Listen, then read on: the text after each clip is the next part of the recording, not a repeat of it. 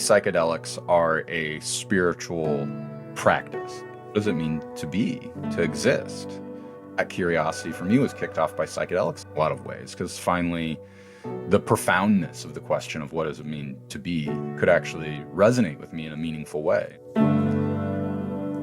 Can really let yourself sort of tap into the energy of the universe, you will, and really allow for your body and your physical senses to vanish and to go into really a space of oneness, of where you feel connected to the universe and you feel like there's a greater and deeper understanding that's sort of unveiled and remembered by your soul. Welcome to the Staying Free podcast. In this episode, I invited back Erik Cason, this time to talk about his psychedelic journey, his thoughts around psychedelics, and how he relates this to a larger philosophy about life, God, purpose, and meaning. I always love talking to Erik because he is someone who has a strong and unwavering adherence to truth in his life. He's someone who has walked many paths, had a lot of experiences, and also done a lot of deep work in order to come to a strong personal philosophy. So I hope you enjoy the conversation as much as I did. If you did, please do share this episode with someone that you know. Maybe that's a friend, maybe that's a colleague, maybe that's a family member. I really do appreciate anything you guys can do to spread the word about this podcast. And speaking of spreading the word about this podcast, I just want to give a quick shout out to Albi, who have been really supportive of the podcast and recently gave me a shout out on Twitter. For those of you who don't know about Albi has a suite of Bitcoin Lightning products. They're a really great company. I use Albi as my custodial wallet just for sending and receiving small amounts. And they have a really great, simple interface. You can use it directly in your web browser. And I've never had any problem with sending or receiving payments. The routing has always been successful every time I've used it. And I think Albi is a really great and easy introduction to the Lightning Network for those who haven't used it before. So go check out Albi at getalbi.com. And finally, thank you to Piers, who boosted his trademark 420 sats on the last episode with Meta Prime with the message, "Thank you, sir." Thank you as always, Piers.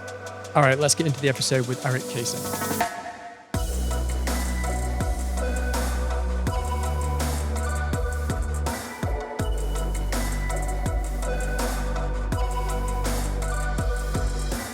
All right, welcome back to the Staying Free podcast. As we were just kind of talking about before, in our last conversation, it was briefly mentioned that you were into psychedelics and that you had some interest there, but I've not heard you talk too much about it. So that's what I want to cover in the episode today, is going into psychedelics with you and kind of really just getting your perspective all about that. So first of all, do you just want to give my audience, especially those who haven't listened to the last episode, although I do recommend people do that, for those who haven't heard that last episode, just a bit of a intro as to yourself and what you're about? Yeah, hi. My name's Erik Cason. I have a website called Crypto Sovereignty and a book that's titled the same, Crypto Sovereignty. And I've been involved with Bitcoin for, 12 years now. I started at Coinbase and helped scale that, left in 2017, and then I was at Unchained briefly. And in this whole time, I was really interested sort of in the concourse of sort of the philosophical underpinnings of what Bitcoin is, like what really is it, and like how is it achieving what it's doing. And yeah, it's led me on a very interesting journey that I've had thousands of conversations with lots of really interesting people. And it's been a real gift. But yeah, that's been part of my journey. And so the last 2 years, I've really been traveling all over the world, kind of presenting my book and having really interesting and esoteric conversations just about the deeper spiritual nature that seems to be involved in Bitcoin, which seems really wacky when you think about magic internet money having a spiritual component to it, but it seems to be very readily available there for a number of reasons. Cool, nice. Yeah, I think that's definitely something that has come across to me in everything that I've kind of seen you write, and also like been listening to you on podcasts and things like that, is that you really have a way of getting through to the kind of spiritual core of a topic. And mainly that's Bitcoin. And for most people, that's Bitcoin who know about you. But obviously, like, we're here today to talk more about psychedelics. And this is something that I don't know much about your kind of background there, or, your philosophy around it, and how you, I guess we have this thing in Bitcoin podcasts where people want the Bitcoin origin story, but I'm a bit more after what your kind of psychedelic origin story is and how you kind of first started thinking about that or getting involved in psychedelics. Yeah, I mean, grew up in the 90s, so I grew up with the DARE program and told all of the insane things like acid will stay in your system forever and it lives in your spinal cord, and that like you can fry your brain or jump off a building. So for me, it was always kind of like the apex drug, if you will. At this time, I still had no differentiation between like heroin or LSD. And it's very important to understand, like, these drugs are almost on the opposite spectrum. And I think calling psychedelic drugs is pretty offensive and flippant because it shows a real misunderstanding of what it is. So I had read quite a bit about the origins of LSD and sort of knew how it was used in like MK Ultra experiments. And for a long time, I felt it was like this really big, dangerous, scary drug. So I was an alcoholic when I was younger, drank very heavily, did binge drinking. It had gotten pretty out of control, and I didn't feel like there was a meaningful way to stop it.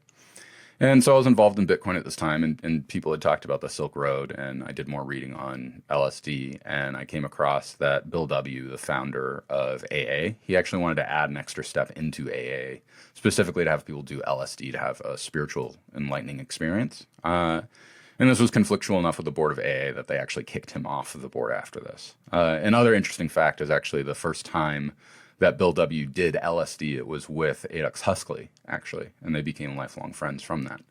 And they did that, I think it was in an institution in Saskatchewan, I believe.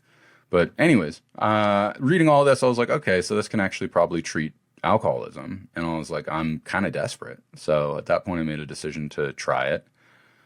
And I remember coming up on my first trip, I had like a pretty heavy body load, but I remember when the visuals kicked in, I was outside looking at the clouds, and I just had this really overwhelming experience of, I was like, oh, like this is an experience that I've always been looking for. Like in the experience of getting drunk, like this was always kind of what I was truly pursuing.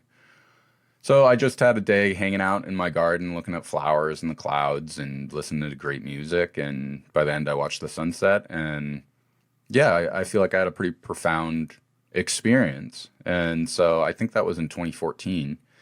So I didn't really probably drink until probably sometime in 2020. I didn't touch anything. And then I started drinking moderately again, and I don't feel like it's out of control. So it's been really helpful. And now I really see psychedelics as really a practice for sort of greater awareness and deepening. And I think particularly on higher dosages, you can really sort of connect to the oneness of the universe and really allow for yourself the space to have a truly transcendental experience. And also, like, they are still drugs and they can be dangerous, and you can get flippant about their utilization and play with them too much. And usually you'll get kind of smacked up the head and have a bad experience that'll have you be like, oh yeah, like this isn't just for kind of flippancy. And not to say that like, you can't have a lot of fun with it. I really like going to music festivals and doing it, but there can be a place and a space where it oversteps its boundaries and you're getting too lost in that practice, as opposed to I believe it was Timothy Leary who said, you know, when you get the message, hang up the phone. And that's sort of where I'm at with it. Is I've had a lot of fun with it, but I know now that it's really meant to be done once or twice a year in a very thoughtful set and setting to have as a spiritual practice. Right. Okay. I didn't know any of that about the fact that they wanted to add it to the 12-step program. That's really surprising. Just interested to get your thoughts then on why you think that it does have such a utility when it comes to addiction. Because, like, you know, as someone who hasn't tried to like treat an addiction like that, I wouldn't necessarily look at it through that lens. But as someone who's had that experience, why do you think that that's such a useful tool? Well, I think for a number of reasons. One is I think it gives you a different like intoxication experience versus, you know, a lot of people have only experienced alcohol. So same thing, like when they smoke weed for the first time, they'll be like, oh, this is like a better drug choice. So I think like just aesthetically in terms of what it delivers on, I just think it's fundamentally superior to something like drinking. But then in regards to actually addressing the points of addiction, I think that's where it gets into the higher transcendental awareness, particularly on larger doses, is that you can really let yourself sort of tap into the energy of the universe, you will, and really allow for your body and your physical senses to vanish and to go into really a space of oneness, of where you feel connected to the universe and you feel like there's a greater and deeper understanding that's sort of unveiled and remembered by your soul. So I think that very similar to why Bill W. wanted to add it into the AA program, is that you can have a truly transcendental spiritual experience where you understand that, like, you're something more than just the physical matter and the distance and length of this life. And I think that that's a really important experience in order to deal with addiction, because it shows you that the whatever addiction you're in is really a temporal thing. And being somebody that has struggled with addiction, like it requires thoughtfulness, practice, and application, you know, particularly in the places that like there's real struggle. But I think also being in a psychedelic space helps you go deeper into your own awareness about yourself and past memories and other things that can really have you go like, oh, I like want to go drink right now, and it's because I'm actually feeling a lot of anxiety about being in this situation. And I also know that like drinking a lot will actually not address it meaningfully. So like I'm going to try to reconnect to that spiritual place in myself where I know that I'm loved and that I am loved, and that like even if I'm feeling anxious and uncomfortable, that doesn't change the truth of this. And so for me, it's sort of that was my own little practice that I found when I started going back into social settings and I'd feel the anxiety of drinking. I at least didn't have the desire or outreach for it because, one, I had this other reference experience where I was like, hey, if I want to get myself intoxicated, I'd rather do this other substance. In addition to the fact of going, I know if I drink right now that it's actually not going to give me the experience that I want. It might address my anxiety, but it doesn't address the underlying symptoms of what's going on. So for me, that was a really helpful process. And then also just the distance from doing that was really helpful. Yeah. Yeah. It's interesting because, like, even though I haven't had an experience of trying to, I guess, deal with an addiction per se, it's for me, I think that there is a lot of similarities there because you mentioned a couple of times anxiety. And I've definitely felt that it has had a huge impact on my ability to deal with anxiety. And in a way, I think they come from the same place, right? Because most addictions, I think, are coming through some kind of anxiety, and that you are using this addictive behavior to try to kind of escape it, you're trying to get like out of your own mind in some way, and that can take like many different forms. But the ultimate thing is like, I want to escape this feeling I've got. I can't deal face on with the feeling. And I think that what the psychedelics do is that they allow you to kind of like reframe your perspective so that you're able to go through the problem. Like you don't try to escape the problem, but you're going directly through the problem, and the psychedelics are allowing you to kind of reframe your perspective to a certain degree to allow that process to smooth out, so that it's not such a big kind of like wall to overcome. It kind of like lowers the wall and says, no, you still got to go through it. And I think that's why some people, they can have I mean, it's not the only reason, but there's plenty of reasons why people can have bad trips, and that's always kind of like a risk there, because you're not escaping it. You're not escaping it in the same way that you would with something like alcohol, where, like you said, it's avoiding the problem. The problem's still there, and you are able to think and contextualize and normally find more of a balanced way to kind of go through it and find the peace at the other side of it. And that's something that I found with psychedelics, which is, as you say, completely unique and very different to other kind of drugs that you would put at the other end of that spectrum. Yeah, I'd say for me, like it's part of that transcendental awareness, if you will, from the experience of that now, when I can feel that desire of escapism and wanting to go into some fantasy behavior and experience that doesn't actually align. One, as I presence myself to just that, of that, like, this is what the addiction is, and I want to go into that because I've idealized the experience as opposed to admitted to myself the truth of what I will extract from that. But second is from those transcendental experiences that, like, it's no longer me against this giant wall of anxiety and difficulties that, like, I have to figure out on my own how to overcome. And this might sound hokey, but for me, like, that allows for me to turn to that experience and go, oh yeah, like, I'm one with the universe. I'm infinite energy being of light and love. And when I can remember that, I can reconnect to source, God, truth, infinity, whatever you want to call it.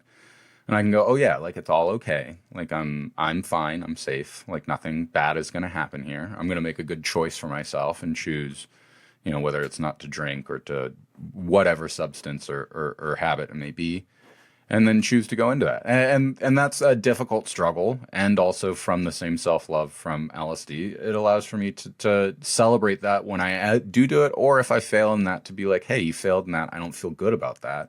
Let's really look at that and why that happened, and let's try to recenter towards that. And so a lot of it's just sort of a practice of deep forgiveness. And I think a lot of the experience itself, because of how wild and different and overwhelmingly loving it can feel, it really gives you a good reference point to actually have that, particularly for somebody that's been a low self-esteem, anxious person who has real trouble connecting to your own self-love.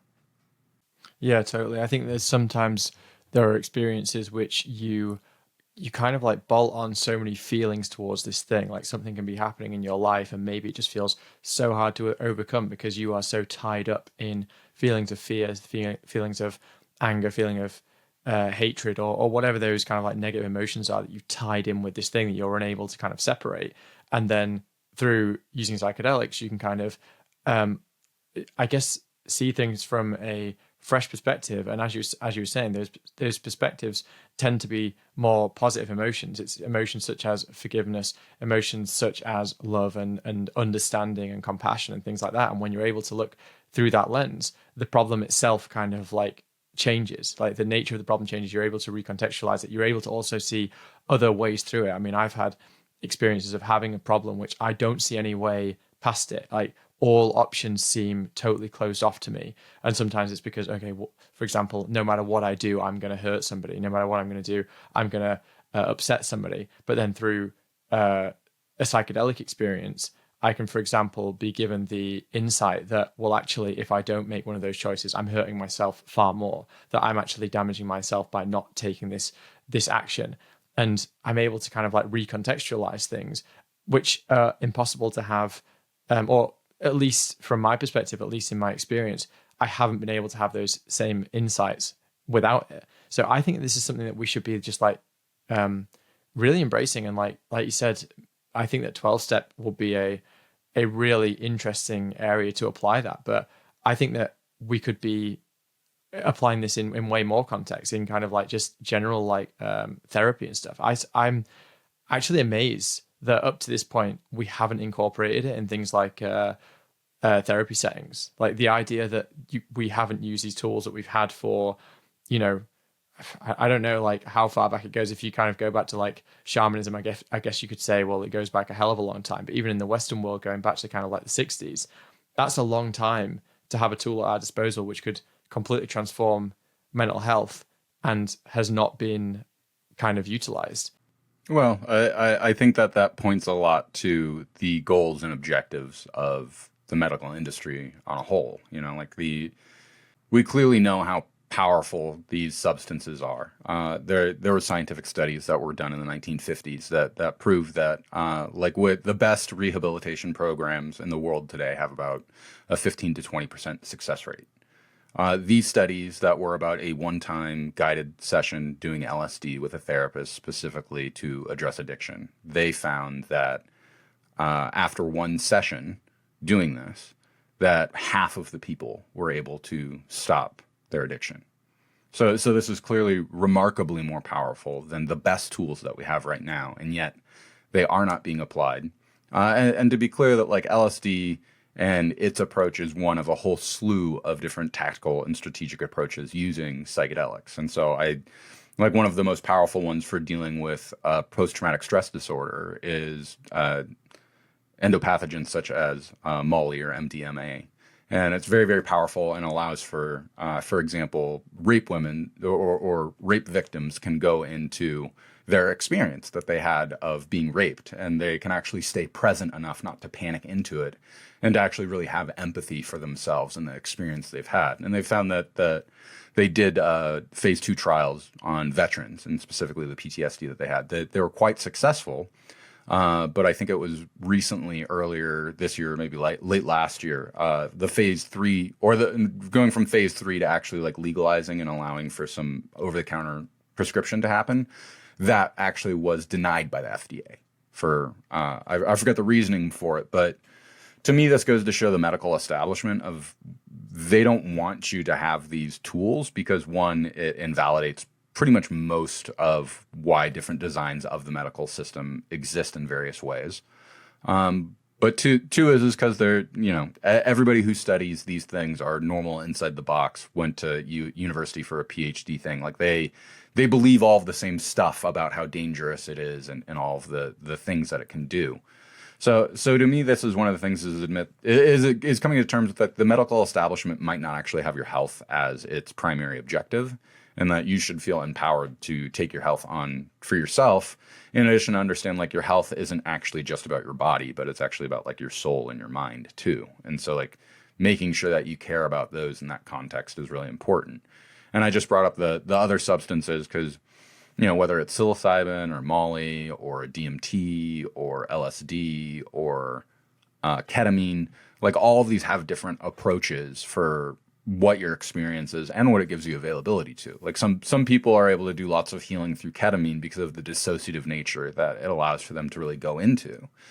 And so I'm just a big fan of, if you're interested in these things, to make sure that you know, that you source, know, and understand your products well, that you make sure that you test them so you really know what they are. Which by the way, like, I've been shocked to see how many people I've met that will very flippantly do drugs in terms of either taking them from people they don't know, just doing a pinky dose of whatever it is, not understanding the dosage or dose. And I just want to point out that, like, while that's normalized, like, it is actually pretty dangerous. People can give you stuff that interact with other substances that you have. You can take too much, too little. So, like, please test your drugs, get a scale, weigh them, like, make sure you know your actual dosage. And this will make it for you to have a much easier and pleasant experience, because now you know you're not just kind of rolling the dice. Yeah. So you touched on something there that I do want to go into, which is about the medical establishment and the fact that, you know, perhaps one of the reasons that they kind of reject psychedelics, you know, like, quite clearly. I mean, it varies from country to country, but like in the UK, I mean, there's a hugely strong kind of anti-drug thing. I mean, you know, I know you've got things that are legalized in, you know, America and Canada and things like, just even things like marijuana. Like, we're so far from having that in the UK, for example. And then obviously it varies from country to country. There's other countries where there's literally the death penalty, you know, like in like a lot of the Middle East and things like that.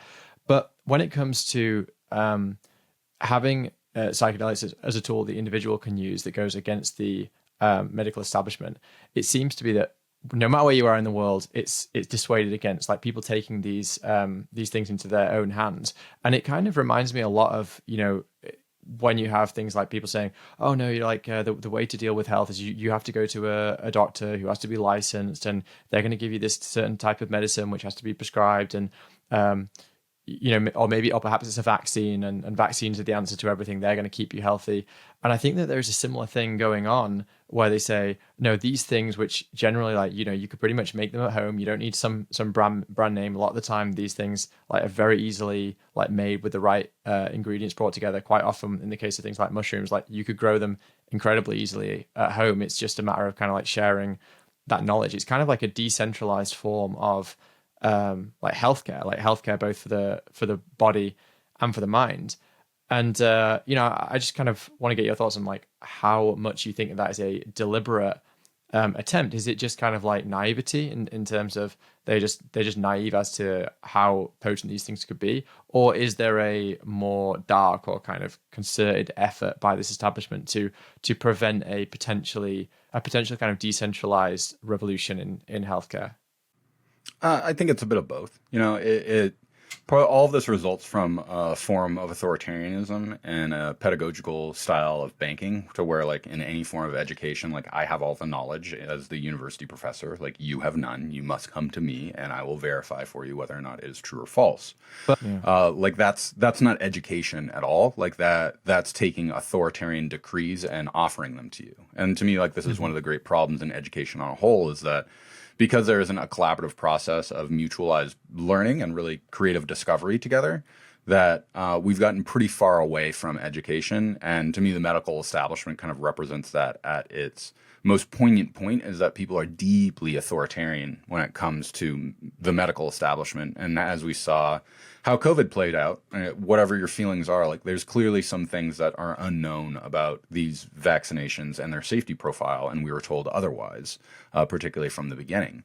And to me, like, this is the true danger, is that through the authoritarianism, people can advocate for positions that do not help you and can be significantly detrimental to you. So to me, like, all of this is actually a practice in self-sovereignty, and whether or not you have the willpower and fortitude to say for yourself, you know what, like, I need spiritual healing on my own. It's not working through traditional methods. I've heard about these other ways.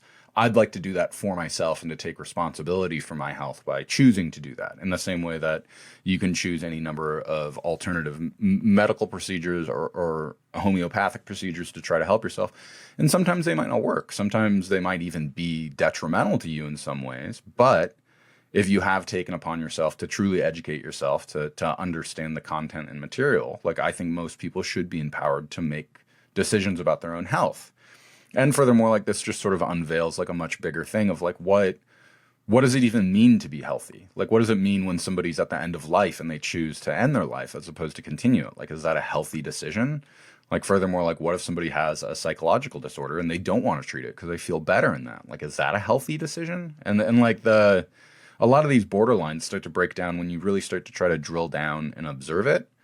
And so to me, like, it's not necessarily like a nefarious attempt, but it's more of this form of thought that we tend to have in modernity that's really, in my opinion, it's really kind of a form of paranoid schizophrenia, where kind of everything's dangerous and unsafe. We have to get verification from everybody. And we really behave like children in a lot of ways, of believing that the only way we can do things is through getting permissions from others and being told how safe it is and that this is the right choice. And it turns out that's actually a pretty detrimental and destructive path, because it doesn't allow for us the personal agency to really observe for ourselves, first and foremost, that like, this is my body, I understand it the best. It does heal me. And there are various capacities that medical doctors could be very wrong about. And by me not taking that responsibility for myself and my health first, and really making sure that I'm doing that for myself as opposed to what I'm being told, you can get in very dangerous places. And I think what happened in COVID is a great representation of that. I think there's many people that were either got vaccinated or continued to get jabs, and they really trusted that the health professionals had their safety and health in their best interest, which I think is true in most cases. But I also think that there was just a real negligence in understanding that, like, hey, maybe we don't actually know everything that's going on, and this is a relatively new vaccine, and maybe we should be more considerate about that before we recommend it to everyone. Yeah, precisely. Yeah, I think it's very true what you said in terms of like it is a way of people taking back some kind of sovereignty over their health, and especially like mental health. I mean, it almost is like homeopathy of the mind, in my opinion. Like, yeah, you can go wrong with it. Yeah, like if you follow some kind of like homeopathic remedy, you could take too much of something and it could go wrong, or you could mix the wrong things and it could go wrong. But it's all the process of giving people independent like freedom over these things and saying, do we trust people to have these tools, to learn about it, to learn and share knowledge with each other, and to actually have positive outcomes? And when it comes to a lot of things, we don't do that. I would say the same is actually true of homeopathy. Like you say to someone, oh yeah, like I want to treat this illness, but I'm doing it through homeopathic methods. Most people still think you're a quack, but at the very least, I think people recognize it enough. It happens often enough. But if someone was to say, hey, look, I'm having like real struggles with depression and anxiety, and I would like to try to like heal my mind through the use of psychedelics, like 99.9% of people at that point would say, no, like, that's terrible. You should never try to use these kind of drugs. But, it's very similar in my view. It's just homeopathy, but you're doing it for the spirit and for the mind and trying to heal through these things. But it's the exact same thing that you can learn and share with other people who have kind of been through those things, and try to learn, okay, like what can I do for myself? Like what can I do for myself outside of going to someone and taking, because they're just going to give you pills most of the time anyway. They're just going to give you a branded pill, some pill that, has been patented and a big company's going to make money from, as opposed to you figuring it out for yourself. Well, and that points out some of the deeply misaligned incentives here. Is like, as much as I want to go in and trust that my doctor has my health as his preeminent guiding light, the truth is that when he prescribes me antidepressant medications, he gets a bonus from the pharmaceutical companies, Yeah. And like, we could say, well, he still has your health in the best interest. And it's like, well, yes, but the incentives aren't aligned anymore. And furthermore, I deeply question a lot of the mental health medications that there are, because to me, like, that doesn't really indicate such a problem with the body as much as it indicates a problem with the soul, and that there's a real struggle and difficulty there. And a good example is that like SSRI medications are less effective than going for a 20-minute walk every day. So like, why isn't that a 20-minute walk every day isn't prescribed first? And they go, after you try that, like, come back. And so like, this is also part of a culture where like we want a pill to address everything, whether it's weight loss or depression or those various things. And there's people that make lots of money by promising you that they can deliver on those things, despite the fact that if you want to feel better and lose weight, like you really should probably be working out, and you should go for a run, and you should really get your heart rate up, and, try that for 1 hour each day for a week and really come back and assess if you feel better. I think most people would feel a lot better. And I also think the medical establishment would not prescribe those things. And these are the places that we really have to step back and kind of ask ourselves, well, why is it the case that that's how it is? And this is a place where stuff can get really nihilistic. And I find some people go down pretty dark conspiracy rabbit holes that may or may not be true. But it really comes down to thinking that the medical establishment really is just another industry designed to exploit you and see you as just a piece of flesh. And I think that there is a lot of truism to that. And I find it scary and dangerous that so many doctors won't stand up for truly representing the healthcare of their clients and saying, I don't believe it's okay for me to be receiving bonuses for prescribing antidepressant medication or whatever different things are in there. And so, I'm not trying to say reject medical science, but you should really just be cautious and considerate when you're engaging in that. And also remember that as a patient, you're empowered. You don't need to do all the things that they tell you, and you should be empowered to challenge them and ask for second opinions, because you can be quite surprised at how often one doctor will tell you with certainty they believe something, and you go to another doctor and they kind of laugh and say that's not even close to what it is, which again is indicative of how different things really are under that observation, and really taking your health to yourself first and foremost, as opposed to just leaving it in the hands of somebody else who, frankly, they're seeing you for 15 minutes in the day. How much care can they really offer and consider to the holisticness that you are? Mm-hmm. Yeah, that's funny you say that. In my experience, not meaning to, hate or disrespect like doctors and stuff, but I find that they're probably the most sure in their opinion group of people in society, in terms of they're you go to a doctor and they'll kind of look you straight in the eye and be like, I know exactly what's wrong. I know exactly what the problem is here, and I know exactly how to fix it. But at the same time, it's probably the industry where if you go between different doctors, you will get the broadest range of opinion. Someone else will tell you something completely different. And more so than if you take your computer into someone and you say, look, I think I've got a problem with my computer, you'll almost get the exact same answer from everyone, but there's not necessarily that same kind of assertiveness about it. But, in the medical world, every doctor thinks they're absolutely right, but there is such a spectrum of opinion when you go between them.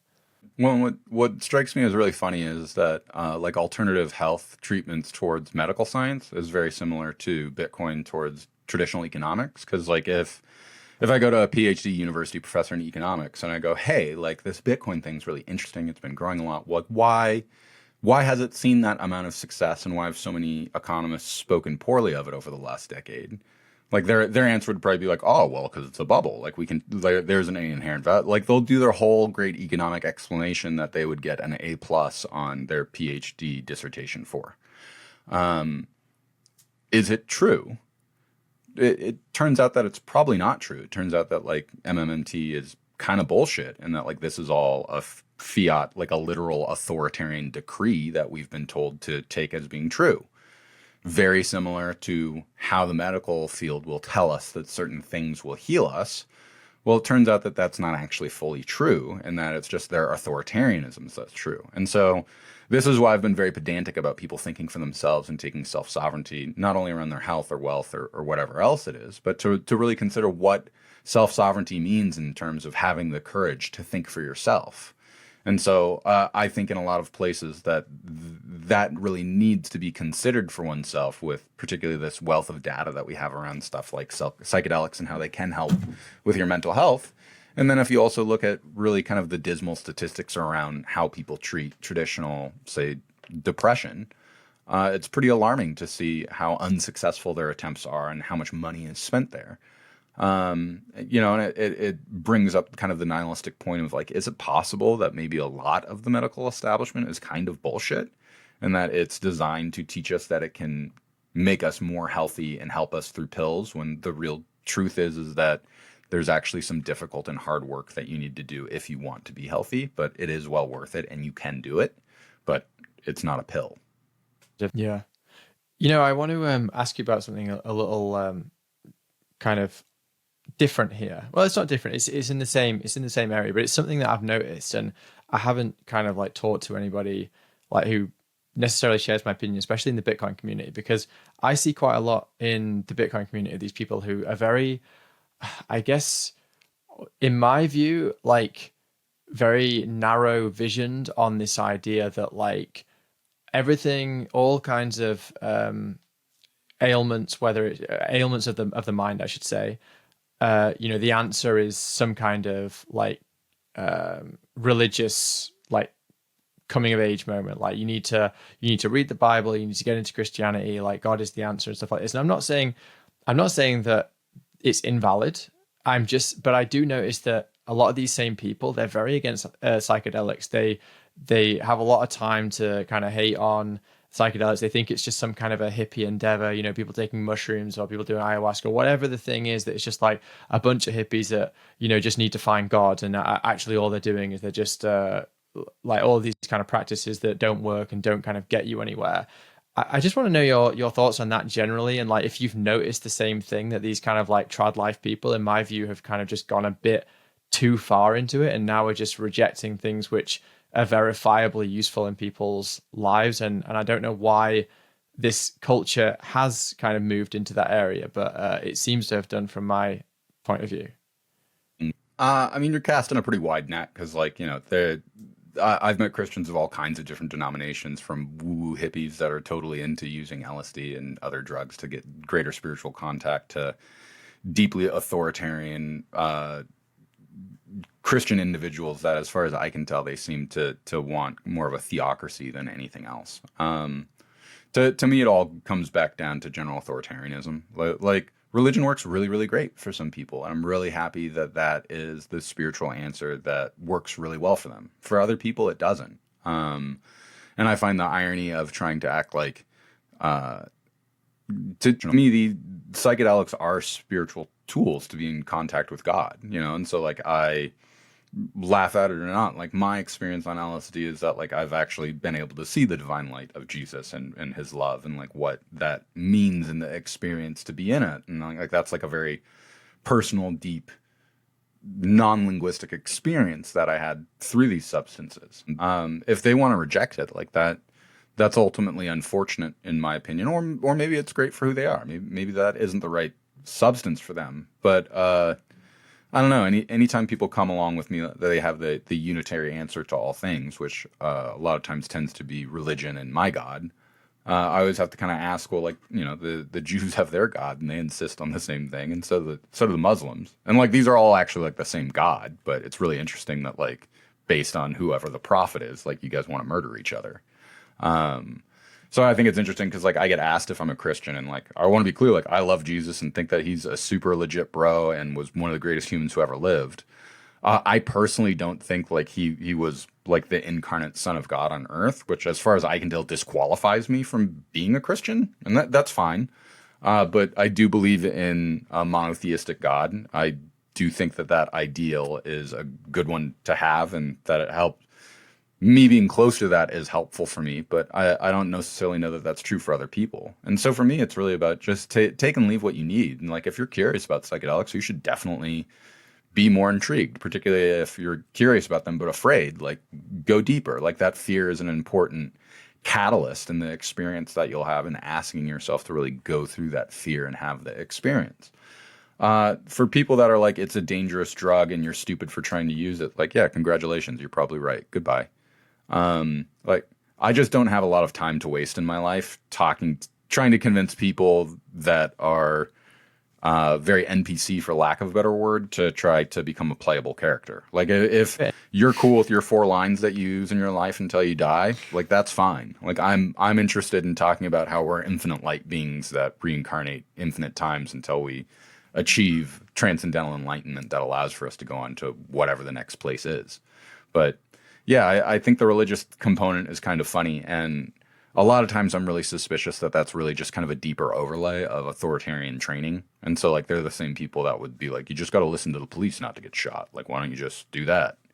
It's like, well, yeah, I mean, yeah, as a side note, I see that as well. I do also think that some of the Bitcoin trad life people seem to have kind of gone so much into trad life that it's straight back to authoritarianism. But anyway, I won't get too much down that quagmire. But Yeah, what you say is true. And like, I mean, in a way though, I think that like sometimes I almost feel a little, I have to hold myself back a bit because these people who say, oh, like psychedelics, that's not, you can't find spirituality through that avenue. It's some kind of like false um, temptation or whatever, and it's not the real experience, and it's all falsehoods. But I just kind of think, well, like anyone who, like, not everyone seems to be able to come to I found God. I mean, I'm not saying that, I don't feel like I've had that in my life, and I hope that I will have it, and I'm open minded to having it.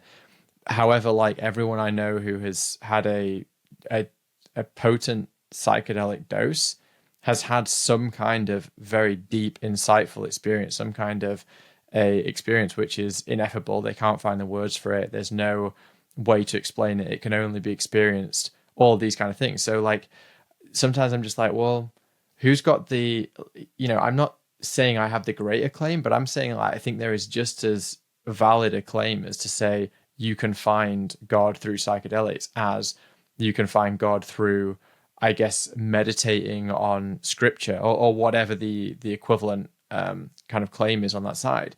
I think that it's just as valid. I see nothing wrong with it. I mean, it's a spiritual tool. Like Yeah. to me, this whole conversation's silly because, like, look, if I want to like meditate on this glasses case for the next 2 hours, like I can probably find God in that. Like God's everywhere and He permeates everything. And I don't know, like it seems so silly to me to be like, there's one right answer to access God and like none other, and like any other one is false. And it's like, well, like my experience over here is just as subjective as yours, and so like I don't understand how you can invalidate my subjectivity, but not yours. And so to me, these conversations always seem so silly because like it just seems like we're like two or three recursive questions from them being really confused about like what they're actually asserting. So I find it personally pretty funny. And like usually when I meet people like that, I try to keep it at level 1 conversations because I know if I try to go to level 2, like we're not really gonna agree on much at all.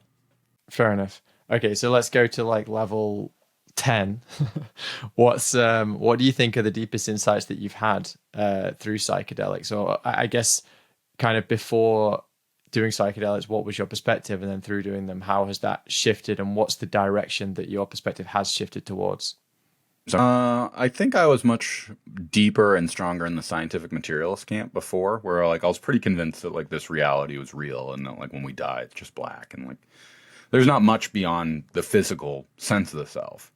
And to me, the important part of what psychedelics are a lot of time is that it's an inductive experience, and so like it kicks off and starts a whole process.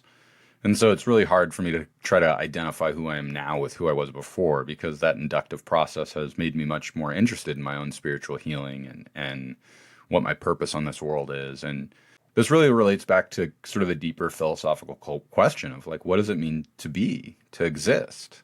Like, are we just here to gather up a bunch of trinkets and shit until we die and that's it? Do we have a connection to the future in a more meaningful way that obligates us? Like, will we return here at some point in time? Like, these are all questions that don't have answers, but simply through the contemplation and sitting with them and trying to understand more deeply, that curiosity for me was kicked off by psychedelics in a lot of ways, because finally the profoundness of the question of what does it mean to be could actually resonate with me in a meaningful way, and truly resonate, so that it echoed inside of me and continued to reverberate in a way that gave me deeper reasoning. So I mean, like, now my beliefs are like pretty out there, and I'll own that. But like I honestly believe like the radical truth of what we are is like you are just light and love. Like that's all that you exist. That you are actually an electrical signal that exists within the toposphere of the earth, and like you'll die and you'll return to that, and then you'll be born back into another body, reincarnating. And you'll keep doing that until you learn to concentrate your energy to such a high frequency that when you die, like your soul can actually escape and move on to a different dimension.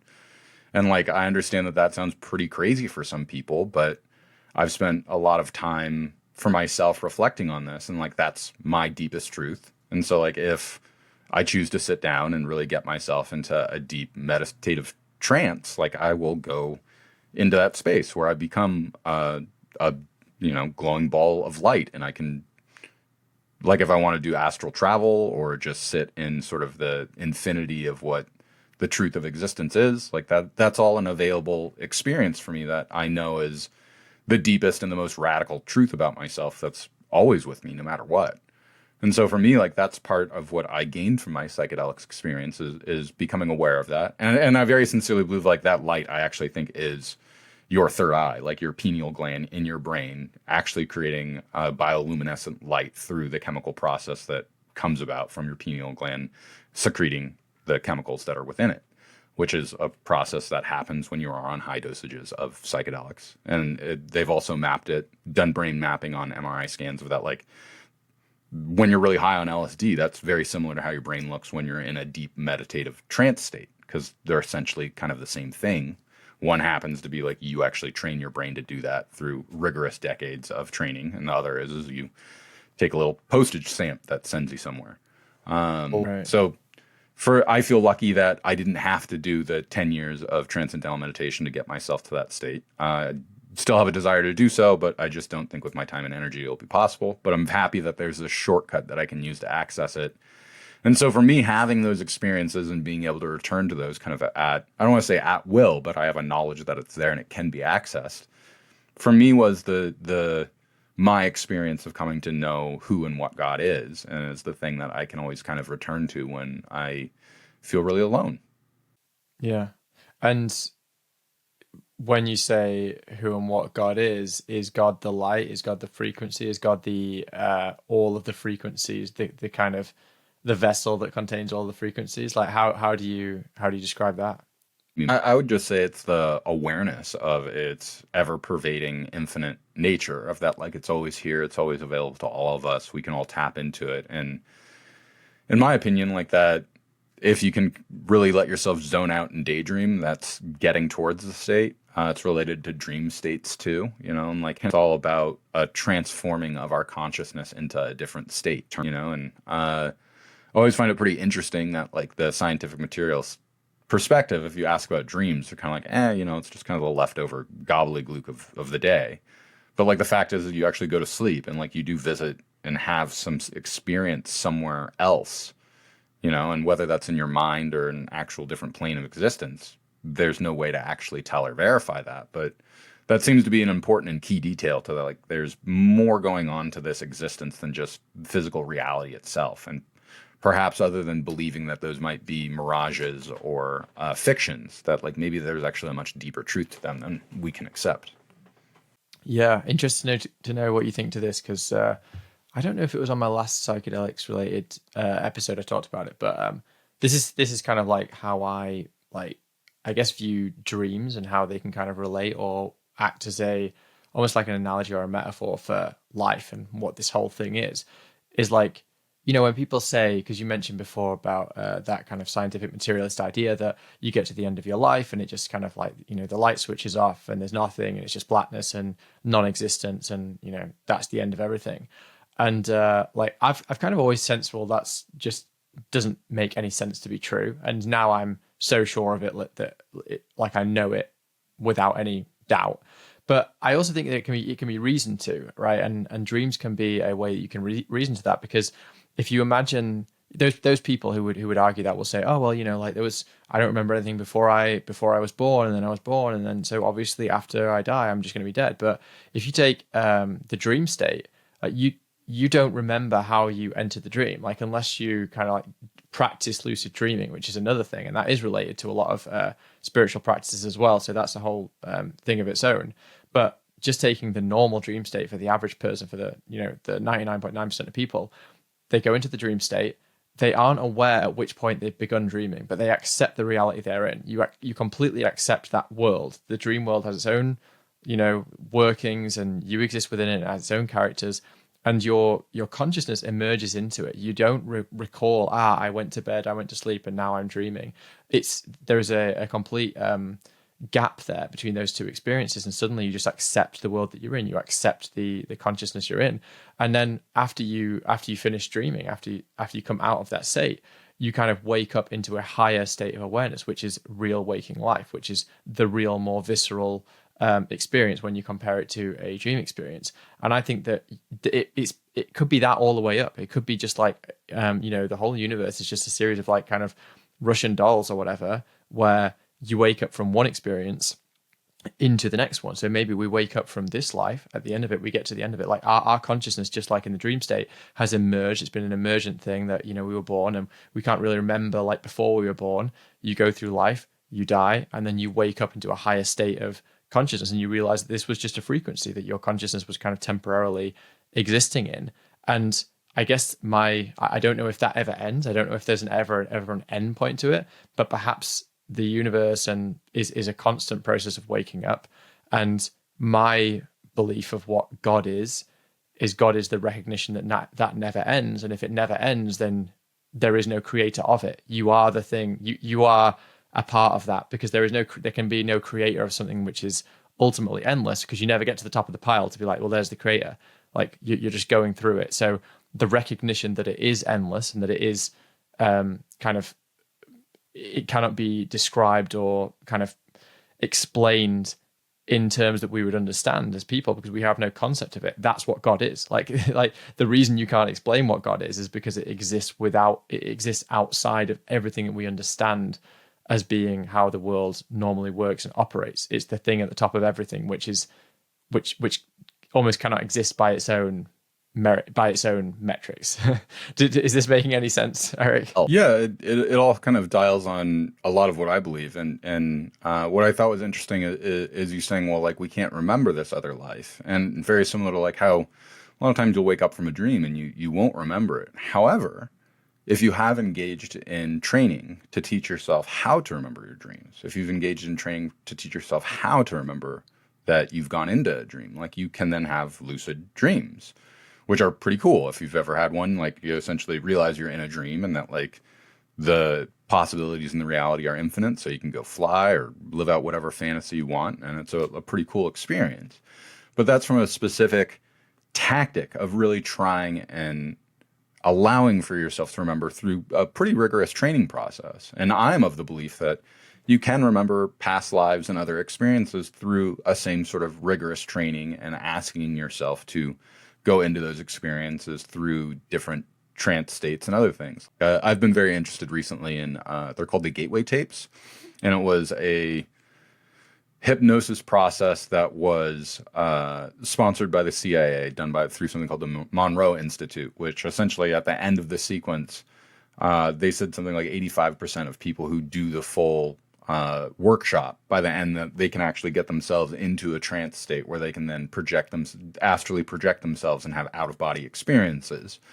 And what's really cool is like this is all just about learning how to focus your own internal energy that you actually create. And when I say energy, like I'm not talking about like woo-woo energy, like I'm talking about the actual electromagnetic signals that like your heart and brain cause by you being an actual electrical being.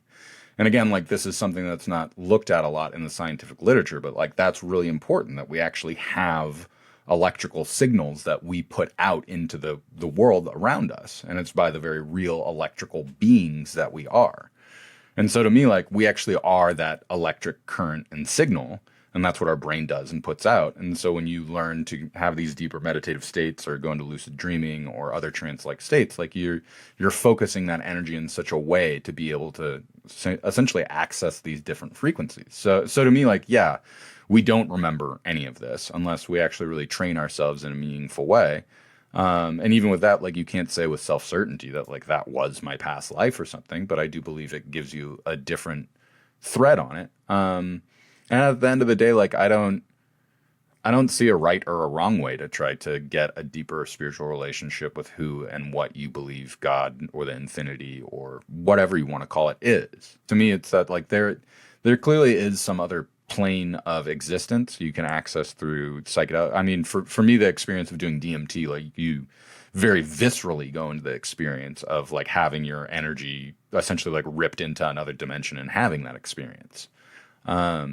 So like, I think these are all just really important points to explore as beings, you know, like there's so much potential in this universe just through accessing our own mind more deeply that I think a lot of people reject because of the framework that we've been given from this world. So anybody who's curious about it, like I really encourage you try it, like go deeper into it, make sure you set up safe experiences that you test whatever it is that you might be doing and that you're really thoughtful about saying, hey, I want to have a trip sitter. I want to make this a great experience for myself. That's really something great.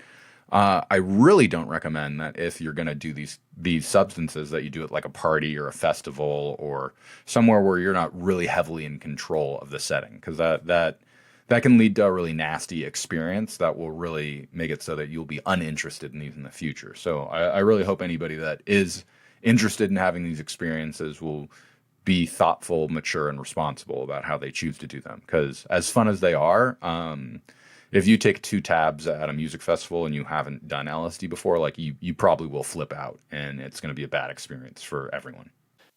Yeah, yeah. So speaking of how they should be used, I think you briefly touched on this in our last conversation, and I got the impression that you thought this should be something which is like practiced much more regularly and not necessarily in these kind of like very like clinical environments that people are trying to do them in. I mean, like when I see kind of like these experiments going on where they give people LSD as part of trials or whatever, and they're in just like a white room or whatever in a chair, like with people in lab coats. I know that they've done that, I think, a bit less now, and they've tried to kind of like mimic like environments that are a little bit better for it. But I just think that's the wrong environment to do it. I think that there is something to shamanism as well, which should not be left out of this conversation. And I guess I'm interested to know, first of all, if you had any experiences personally with like shamanism, and second, like just how you would see this go. Like if you could see the world that you want to see, where psychedelics are being used like optimally in a way to really raise people's consciousness, how would that look to you? Erik Huxley wrote a book called The Island, which is sort of like the inversion of Brave New World, where it's like kind of like the positive futuristic version. And in that, like, people will regularly do psychedelics as a form of like self-reflection that they can utilize to then come back. And so to me, to be very clear, like to me, psychedelics are a spiritual practice. It is not a mental health practice. It is not something to be done with medical science. It is not an experiment. I don't need oversight from somebody. Like this is about me and my experience with God. One of the places that like I very significantly and firmly reject the legalization of these chemicals is I don't want them to be legalized to be integrated into the medical establishment. To me, that's a huge travesty because if a good example is any time that you sit down with a therapist, like, yes, their relationship is to you and it's confidential. However, if you say things like you're going to hurt yourself or other people, or if they think that you're dangerous, like this now enters a whole territory of exceptionalism where like I'm not here for you anymore. Like I'm here for the state first and foremost. And if you violate the predicates of what the state has brought in here, like I can hurt you now. So to me, that's insane that like I'm supposed to get myself out of my noggin where like I could say things that could be interpreted in that way. And then they can very realistically hurt me. And I think that that's some kind of like an ethical presentation. To me, like that's a fundamental betrayal of the spiritual practice itself. Like I do know some people that lead shamanistic experiences similar to this. I haven't done them with them, but I do know in the context they hold that, like they're very clear of they're like, I'm not a licensed practitioner. Like I have done workshops and training in this, but I'm not a medical professional. Like you can't hold me to that standard. And that's really good because it means I'm here for you first and foremost. That no matter what happens, no matter what occurs, this is about you and me and my support to you spiritually and giving that to you. And I think that's a really beautiful way to do it because that fully forces them into the realm of only spirituality. And that's the only thing that they represent. And to me, it's really dangerous trying to medicalize this because like it's very clear to me that the medical establishment, in my opinion, through its authoritarianism, it frankly believes that it's better and superior to me and that I'm a vessel to receive whatever treatment that it wants to give to me. And I'm uninterested in that. Like I want a truly collaborative relationship. And so like in my own life, like I used to have a personal medical doctor that like we were very close, and anytime I'd go and visit him, it was much closer to a therapy session where I'd sit down and talk with him about all my health needs. He'd talk to me about it. I was very open to him about my drug usage, which was really nice. And he was able to always, every point, be like, that's healthy. Make sure you get enough water here. You need that. Be taking extra vitamin B12 if you do that. Like, you know, are you always feeling safe and comfortable? Great, you know. And that was a really wonderful relationship for me. So I just think it's really important that people understand that, like, this is, in my opinion, you're welcome to your own opinions, but like, this is a spiritual practice, and it should be treated first and foremost as a spiritual practice. And I honestly believe if you treat your mental suffering as spiritual suffering, that'll get you closer to it. And it's not to say like you don't own any of the mental suffering. It's just like once, and again, this sounds hokey, but like there's a good old just a very short paragraph story about, God and a man are walking on the beach after he dies. And he's like, hey, God, like, thanks for being here for my whole life with me. And he was like, yeah, like, no problem. It's like, but God, like, I'm wondering, like, when we look at the footsteps on the beach, like in the hardest times of my life where, when we walk through my life, like, there's only one step of footprints. Like, what the hell, man? Like, you abandoned me in my hardest of times? And God kind of laughs, and he's like, no, like, those are the times that, like, I held you, like, that I had to carry you through it. And it's like, oh, okay. And so to me, like, that's what God represents, is that, like, I'm not strong enough to do all of the stuff that I need to do in my life and all of the difficulties that I face. And trying to do that alone, I don't think I'd be successful. And whether it's a fantasy that I've created in my head or the very real truth of what it is, through me having a belief in an idea that God is a personal, available, infinite loving, graceful being that will always love and forgive me no matter what, and wherever I'm at my hardest of place. That means, like, when I'm in my worst and in a really bad place, instead of beating up on myself, I can go, you know what? God loves me. God wants to take care of me. God wants me to be safe and happy. So maybe I should take God's advice right now, and instead of really kicking myself when I'm down, to just hold myself and give myself a hug and tell myself that I love myself and God loves me as well. And maybe that'll help me. And again, I get that, like, this is hokey shit that, like, you should just be able to love yourself and accept it. And, like, it's just not how the world works. And so, like, I think through addressing our emotional turmoil through our souls first, I do think that there's a very powerful healing aspect that allows for a new and different way of being with ourselves that really is the truest way of being with ourselves. And that's when we know that God is with us and does love us and wants our lives to be successful. And by God, I just mean the infinity of the universe, the very nature of what is available to all of us. So I think that that's just an important point that I like to emphasize. Yeah, no, I think that's a really great message. I often think that the difference, the kind of like binary difference almost between people who go down a really, really dark and difficult mental path and never come back from it, and it has a bad end, and the people who are able to come back from it, even though sometimes, it seems just as bleak or even bleaker, and other people are able to kind of return from that, is like, do you fundamentally believe that you're in like a loving universe, or do you fundamentally believe that you're in a universe which you have to fight against and wrestle against, and that is kind of out to get you? And I think that when you actually recognize that you're in a loving universe, and you have a loving God who has your back, and you might need to kind of like ask for help at times, but help will be given in your darkest moments. I think that having that belief seems to really, really like save people, and you can get that in a variety of ways. And obviously, yeah, some people can get through traditional religion, but I also think that psychedelics can help you there. I think that's one of the beautiful things about it, is that you can be given an experience of feeling pure joy, ecstasy, bliss, and a kind of recognition there's something more there, and that you belong to something bigger than yourself. And that perspective shift can be massive. So that's why I think of these things kind of often end up in the same conversations when you're talking about spirituality, religion, and psychedelics. Like, they all have like a super important part to play. So yeah, I definitely agree with what you said there. Well, and on that point, I also want to emphasize, returning to the Leary quote of, like, when you get the message, hang up the phone. That's important, because, like, just living in psychedelic land is, like, pretty appealing. And, like, I know people that like, that's where they choose to have most of their existence, as opposed to hanging up the phone and coming back here. And I just want to warn about that, is because, like, these are powerful psychotropic chemicals, and while dependency is quite rare and difficulty to have come about, there can be a real mental dependency of escapism that can be involved with it. And I just want to highlight that, because I don't want to act like this is a panacea that you just take the postage stamp and now you're happy. That, like, you can find that, like, yeah, I'm happy when I do the postage stamp and only there, so I just want to be there. And, like, that's dangerous. Like, make sure that you have your experience, that you bring it back and integrate it in a meaningful way, and that, like, you don't just go, well, I'm sad today, like, time to eat some shrooms or time to do some ketamine. Like, it's really important to go, yeah, like I'm sad today, and like I do feel the temptation to try to escape into that, and that's what it is. So maybe I shouldn't try to use that as escapism. Also, just duly noted, like if you're, I found it's a real coin toss if you're feeling upset that like you're gonna have a good experience, and so like I have totally pulled myself out of it before, but other times I've just gone right into it. So just that's a warning to be danger of that.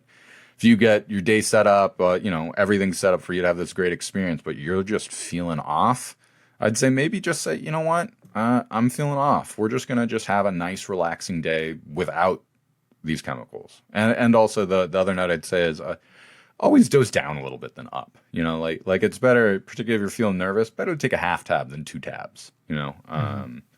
So I just think all of this is really important, just kind of in the general safety profile of remembering that like this is about trying to care for yourself.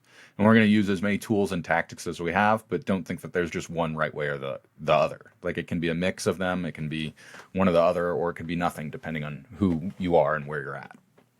Yeah, totally. Yeah, I mean, I've definitely had experiences that have gone in a bad direction before, and yeah, I would definitely echo that point that like, yeah, there's no rush to do it. Sometimes if it's the wrong day, if it feels like the wrong day, you might have planned it out for ages, and then the day arrives, and you're like, you know what, I'm not really feeling like as I hoped I would going into this. Like, it's better to just be like, okay, let's wait it out to another time.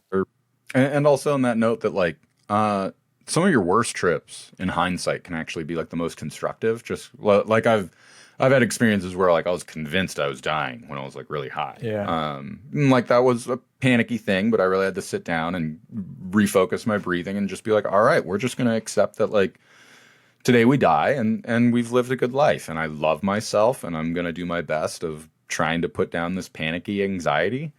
And the whole trip is me doing that coaching through it. And at the end, I get back and I'm like, oh my goodness, like, thank you so much that I'm alive, that I'm not dead, that I had this really intense experience where I had to think about what does it mean if I died right now? Like, what does that mean to me? Like, am I ready for that?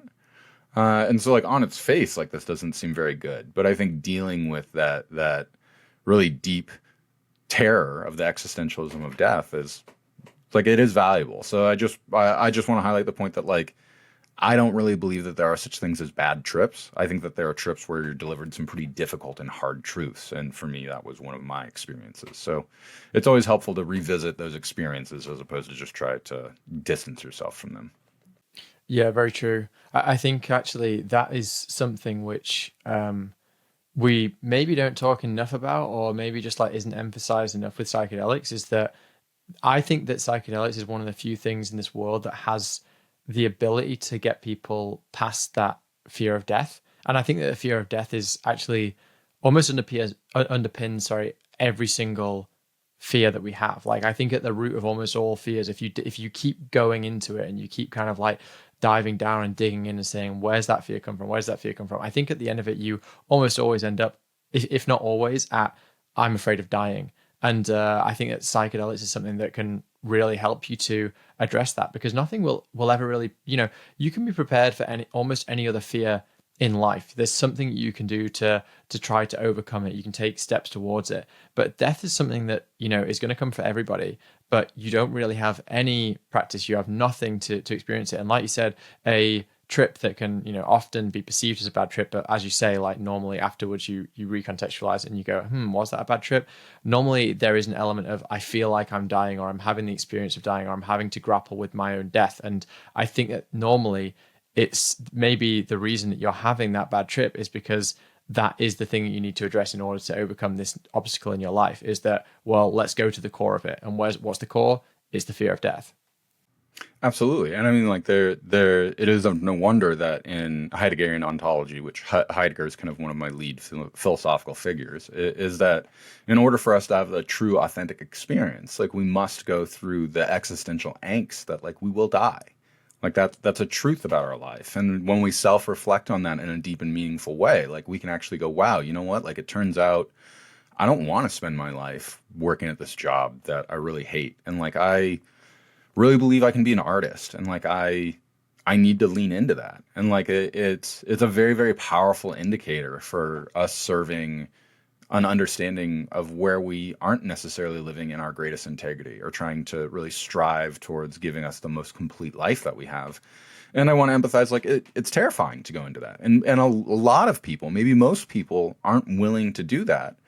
And frankly, I think that's why our world is so fucked up. It is, and me and Hoddle talk a lot about this, is like our experience of going into the nihilism of this world and seeing all of the horrific and terrible things that are going on is part of taking true responsibility of looking at it and really being able to go, is this something I can change? And relating all this back to Bitcoin, for me, in having all of these experiences in my own spiritual awakening, Bitcoin was a large part of it, because I honestly, and I still don't see any possible exit without this tool. And so for me, going into that nihilism and having Bitcoin and really going, oh, like this is the tool to address it, has been really important and powerful. And because it's, again, one of those ironies is that at the end of the day, like, it's not about Bitcoin, but it's about the true self-sovereign network that all of us Bitcoiners are that really creates that power. But through having that tool, it's the same way of, having Excalibur or whatever. Like, we finally actually feel like we have the final weapon that we can use to fight this battle in a meaningful way. And to me, that's renewed my purpose in the world and what my mission is on this planet, and why God has given me the life that I've had, is to recognize that that's my responsibility, what I want. And I want to be clear that, like, that still has a ton of that existentialism, and it kind of drives me closer towards death in a lot of ways, in my opinion, for what it is. And I'm at the place that, like, that's okay with me. Like, I want to commit my life to this and what it can really mean for the way that I believe it'll change the world, because very much like how psychedelics can be a spiritual awakening, to me, Bitcoin's like an economic awakening for people to realize, like, yeah, fiat is literally an authoritarian decree that's designed to steal our money. And like, that's an evil thing that hurts people everywhere. And for me, like, I spent a lot of time in my youth traveling through war zones and meeting people that have lost their entire families or limbs, or really had horrific things done to them for no reason other than they're at the wrong place in the wrong time. And even sadder is that, like, my government was the one that did that to them. And so for me, I feel a very deep and personal ethical responsibility of that. Like, I don't want to live in a world where my children inherit the fiat monetary system and what that means to them. And to me, this is really a spiritual quest that, through my own approach of psychedelics and other experiences, I believe I've had transcendental experiences that have allowed for me to know and understand God in my own personal way, and that this is part of my mission of what I do here on the earth. And so, relating back to, we were talking before recording about, you'd listen to an old podcast John Vallis and I did. I remember before going into that podcast how terrified I felt, because I knew we were going to talk about these crazy beliefs I have about Bitcoin being messianic and being able to transform the whole of the earth to become a more peaceful place. Like, that felt legitimately insane to say out loud. And I was really afraid of how people would receive me and how I would be mocked or otherwise. And it turned out to be radically different. I've been hugely celebrated for saying these things, and it's compelled a number of deep and spiritual conversations. And from every time that I've gone to a conference and had sit downs and connected with people, I come away nearly in tears at how seen I feel and how hopeful and contributing I get to be in this space and with my ideas just by speaking my truth. And so for me, it's all been a really, really radical personal experience of who and what God is, through me finding my purpose. And my purpose is to speak my truth in the world about what I believe and know about not only fiat money, but about the entire societal design of how this political economic system functions, and how it serves a purpose of really endless war that none of us want or agree to. And so for me, it's an awakening that really returns us to our true self-sovereign power, about not just spirituality and economics, but what does it mean when we become self-sovereign people that really are in pursuit of the truth first and foremost, and believe that we can change the world in a meaningful and positive way. And so psychedelics, Bitcoin, and us being concerned for our own well-being, souls, minds, and bodies, are all an important component of this. Yeah, absolutely, man.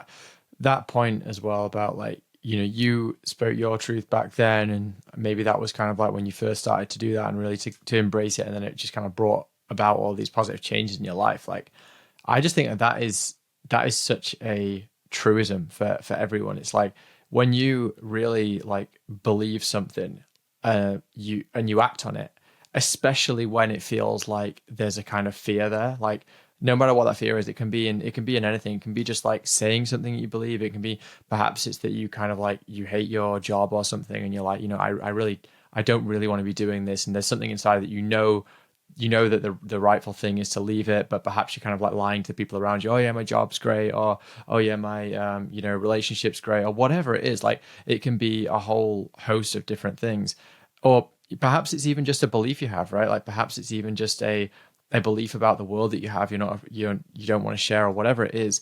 It can be small and it can be big, but I think that when you really have that courage to just go, do you know what? Like, I'm going to just act upon this thing. And it doesn't really matter whether other people like slate me for it or love me for it, but like, I need to move in this direction and move past this fear that I've got about aligning myself with truth. Really good things happen in your life. And I think happen on a wider level as well. It's like you become this kind of like vessel for change to happen around you. Like, I really think that something happens there. And I feel like 2021, like everything that happened with COVID was a real watershed moment, and we'd shifted so far. Everyone was just kind of like afraid to like be honest and be true about things. And I think that a lot of people were tipped over the edge. I mean, I'm definitely speaking from my own perspective here, but I think that a lot of other people that I've talked to seem to have a similar watershed moment where they were just like, you know what, like everything already did seem a bit crazy, and I wasn't really like speaking up or following what I thought to be true. And then they were kind of given an opportunity to just go, do you know what, like it's got too crazy now. I need to be more honest. I need to follow my truth wherever that leads me. And I think that we're starting to do that now. And Bitcoin's a big part of that. And I also think that psychedelics can play a big part in that as well, because I think that psychedelics can really decondition the mind. I mean, events can decondition the mind, like suffering can decondition the mind, because you have this kind of friction in your life that you say, like, I'm suffering too much. I need to now move in accordance with truth. And truth generally, like, it might be hard at first, but like it generally will lead to a better path. And I think that psychedelics can be that as well, because it can help you to say, you know what, like I'm no longer attached to these belief systems I had in the past. I'm willing to see things in a different light.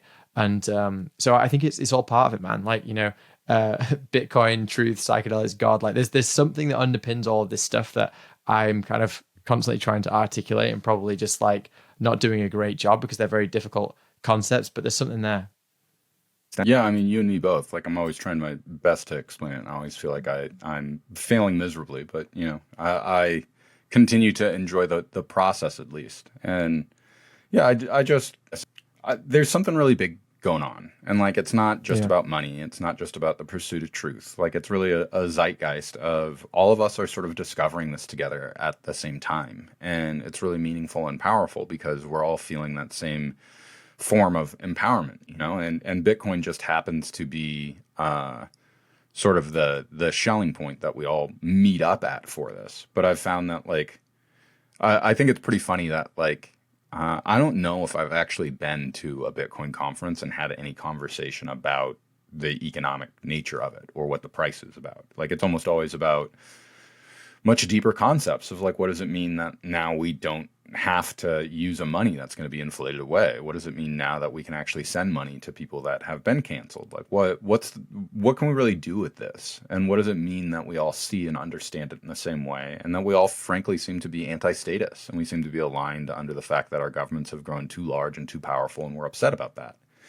And that also doubles back into like what does representative democracy even mean in this world? Like if we, like, I have a government that prints out billions of dollars for armaments to like go kill people.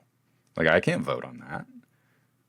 And so I think a lot of these conversations towards truth are really powerful because it does unveil a lot of the nihilistic features of our world. But the redeeming silver line in that is that, like, yeah, we recognize that all of this really evil stuff's going on, and we have a way to address it now. We're not disempowered, and there isn't not an answer anymore. Like, we have the tool to be able to change this, and like now we need other people to get on board. And to me, like that's a constant growth that, if you and I vanished today, like the mission would continue on probably just as readily. And that's really exciting because like this change is coming. More people are waking up. More people are curious about self-sovereignty for their mind, for their soul, for their body. in all the various capacities, whether that's getting into permaculture, whether it's having self-sovereignty over your money, whether taking sovereignty over your health. It's all been really powerful to see, and it's going to continue to build and resonate with more and more people because it's like a network coming on. There's more and more nodes available every day. And furthermore, I don't know of anybody that like became a Bitcoiner and then decided not to be a Bitcoiner. I know people that have like stepped out of the echo chamber, but everybody, like, it's a one-way street. Everybody who converts to it seems to stay with it. And that's really exciting because it means we're getting more powerful every day and the other system's getting weaker every day. At some point, there's a crossover. And when that happens, I really hope that as thoughtful, intelligent beings that have actually been doing our work towards self-sovereignty and towards our souls, that we'll be able to meet this kindly and with compassion for everybody. Because, like, the inflationary world we're going into is going to be very difficult, and a lot of people are going to be very angry that they've been lied to. And it's our job and duty to be able to guide them into this new and different world with compassion and kindness, because Bitcoin's really hard to get, and a lot of people miss it. And when they do get it, they're kind of angry that they had missed it, and we really need to ask ourselves to be thoughtful and considerate people in how we approach and help them in that. Yeah, I totally agree. I think there is a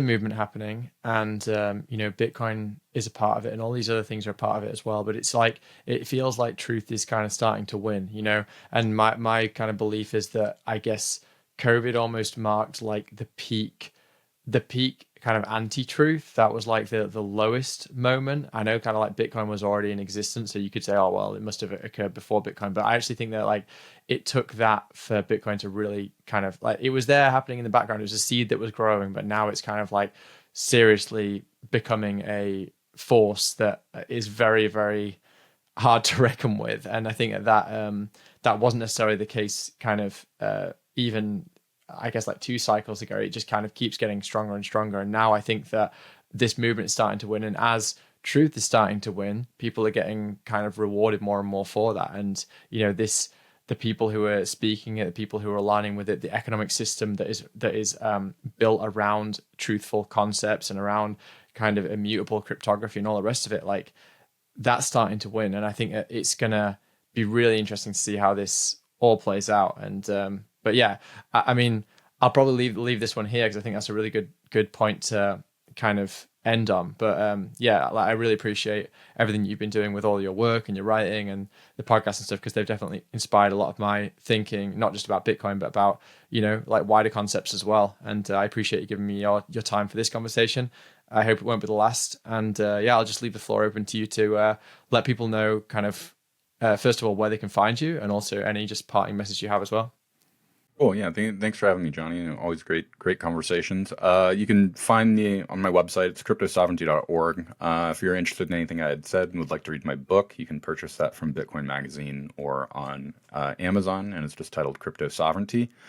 I'm probably going to nuke my Twitter account pretty soon. I keep lurking around, but I don't post there anymore.